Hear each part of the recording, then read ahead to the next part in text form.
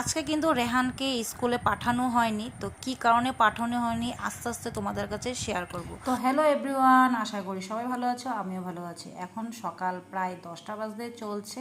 তো আমি কিন্তু আজকে যেহেতু সোমবার, আমি কিন্তু সকাল সকাল স্নান টান করে কিন্তু পূজা টুজা দিয়ে রান্না করে চলে এসে কিন্তু একদিকে ভাত আর একদিকে ডালিয়া বসিয়ে দিয়েছি, যেহেতু রেহানের পাপা ডালিয়া খায় সকালে। আর এদিকে দেখো সবজি কাটতেও বসে পড়েছি, একবারে সকালে রান্নার সাথে সাথে দুপুরের রান্নার জন্য কিন্তু সবজি কেটে নিচ্ছি।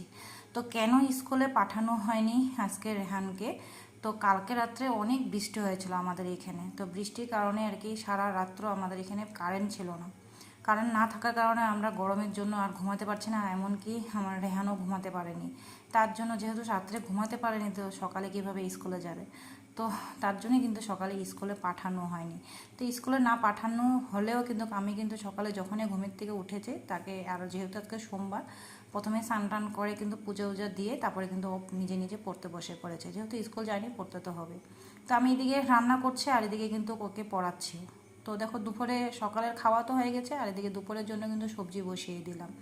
তারপর দেখো এদিকে সবজি বসিয়ে দিয়ে আমি এদিকে নিজের জন্য ভাতটাও কিন্তু বেড়ে নিয়েছি, এবার ভাতটা খেয়ে নিচ্ছি। তো আমার কিন্তু সকাল সকাল মানে ভাজি দিয়ে খেতে খুবই ভালো লাগে, তো সবসময় খাওয়া হয় না ভাজি দিয়ে। আগে কিন্তু সবসময় খেতাম ভাজি দিয়ে ভাত, এখন খাই না। তো ভাতটা খেয়ে দেখো এদিকে পনিরের তরকারিটাও বানিয়ে নিয়েছি।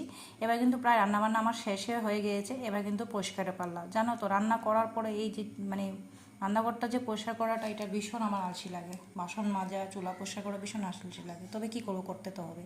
তো সব কিছু পরিষ্কার করে নিয়েছি। তো কেমন হয়েছে আজকে ব্লগটা অবশ্যই কিন্তু কমেন্ট করে জানিও। Bye bye.